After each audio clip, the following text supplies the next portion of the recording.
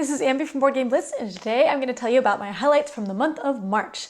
First, I'm going to go over the acquisitions that I had in the month of March. So March started off with Dice Tower West, and we bought a couple of games there. I went on a shopping spree for my kids, so I bought the Van Ryder graphic novel kids books. Van Ryder Games has a series of graphic novel adventures where they're like graphic novels, but to choose your own adventure kind of. They have like different game stats and stuff. And so they have 3 kids books, and we got all of them, but they're not on Board Game Geek, and I forget what they're called. They're currently in my kids' bedrooms because they're my kids, so they're in their room right now, so I can't show you them, but I will show you a picture. And then I also got this Karma Doll pillow fight game. It's like a role-playing game type game, or like a dungeon crawling game. It comes with like rooms, and then you use toys, or like they have these toys that they made up called Karma Dolls, but you can use your own toys, and it says like you can use your own toys. You're just having a pillow fight, so it has like some rules for like rolling dice and fighting each other.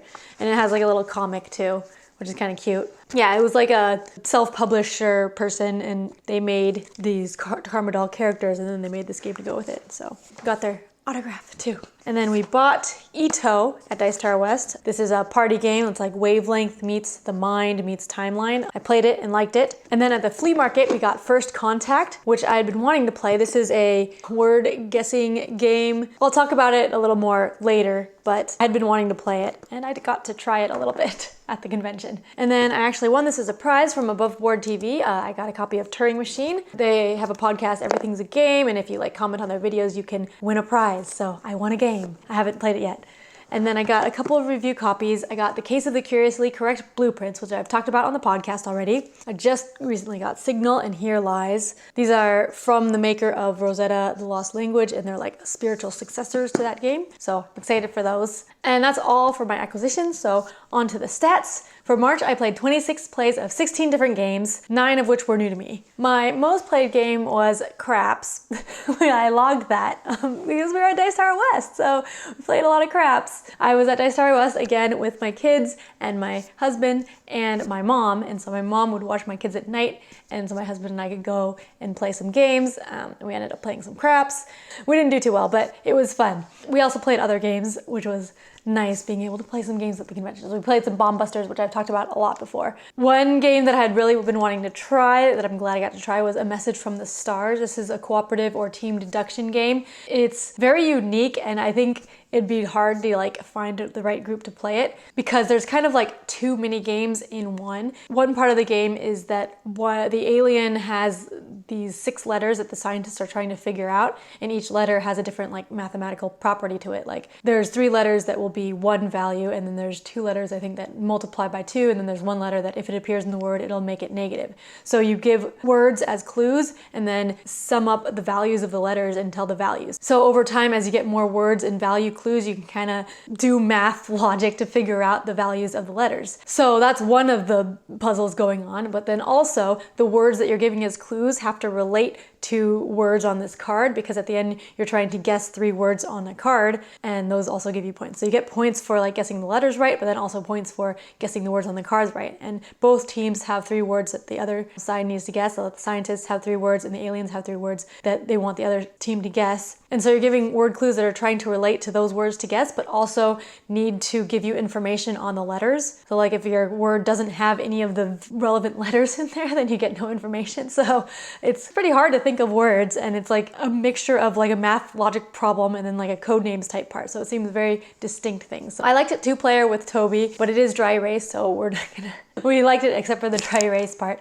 But yeah, that was A Message from the Stars. Very unique deduction game. And then another word deduction game, the First Contact, which I mentioned we acquired. We played like a partial game. I was an alien, and then my mom and my husband were both humans, and my husband was playing with one of my kids on his lap, and so he was helping out. So in this game, it's like kind of teams but not. So like there's the alien side and then the human side, and then there's one winner from each side. So the aliens are trying to communicate to the humans, and the humans are trying to decipher their language, and the aliens are trying to get like certain items, and the humans are giving those items to the aliens. And so if you're the human who gives the item, then you get point, and if you're an alien that gets the items that you need, then you get points. But there's a grid of symbols, and like each symbol is going to correspond to a word. And then there's another grid of word cards, and those are like the items that the aliens are trying to get, some of those items. And this is kind of like code names, the grid of words, the 5x5 grid. And the humans, in order to decipher the meaning of a symbol, they're gonna pick some words from the clue cards and they're trying to like say a meaning of a word.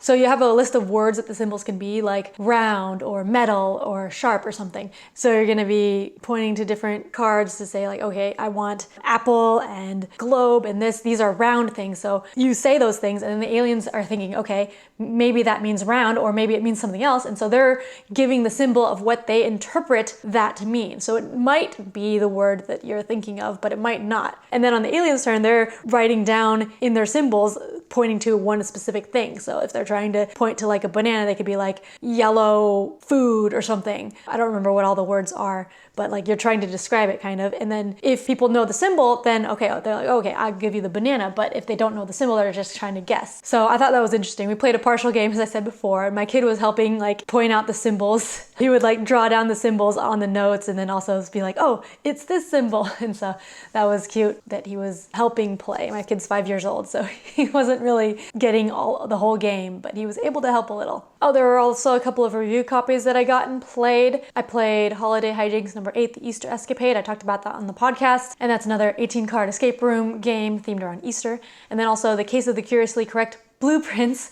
I also talked about that on the podcast, and that's a puzzle game that's themed around a book club. It has audio narration in it, which is cool. And I also played the third of the Chip Theory Kids games, Woodland Rush. I'd played some of them last month. I'm gonna make a overview video of that soon. Oh, I also got a review copy of The Secret of Langton Manor episode 4. This is a print and play escape room. You just print out the pages and then flip it over. There's no crafting before you play it. It's like an escape room game, kind of like an exit or unlock game. More like an exit because you're cutting up stuff and folding it as you're playing. But yeah, I've been really enjoying the series, and I've gotten the series for free review copies to stream, and I've streamed them on my personal Twitch channel, so you can check that out. But yeah, those are fun escape room games. All right, I think my last highlight of the month was playing Ghost Stories with my kid. So it says I have 2 plays of this, but it's really one play that we split up over 2 evenings because my 5-year-old was like looking at games he wants to play. I was asking him, oh, do you want to play like Zombie Kids or one of these other games that are, you know, your kid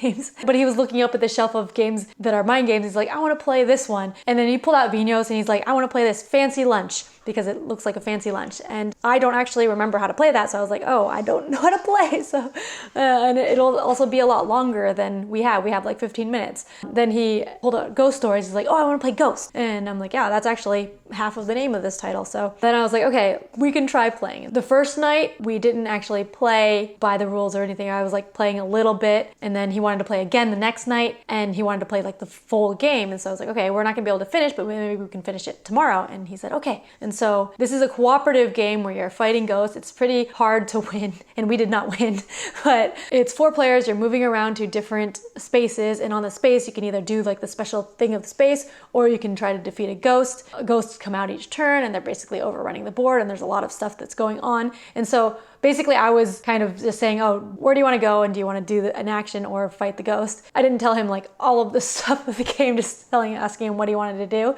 and helping him with that. And then I was controlling the other characters and like all of the upkeep of the ghost. And it turns out, I guess, for cooperative games like that, where there's no like hidden information or anything, it's all just cooperative and you could play it like one player doing everything. It worked out well, and he was able to kind of play, although he was mostly like looking through the ghost deck to try to find the ghost that he liked. But we did manage to play mostly by the rules that I remember, kind of. We lost pretty badly. But yeah, that was fun playing Ghost Stories with my kid over a couple of nights. And maybe we could play some other like cooperative games maybe with both my kids. So I think like if I could get both kids interested in a game at the same time, that would be neat to do. All right, so that was it for my highlights from March. It was less gaming than other months, but it felt like there were more highlights. So I guess that's good. Better density of games, I don't know. But let me know what your highlights of March were in the comments below. And thank you to all of our Ko-fi supporters. You can support us on ko-fi.com/boardgameblitz if you would like. Thanks for watching Board Game Blitz. Bye.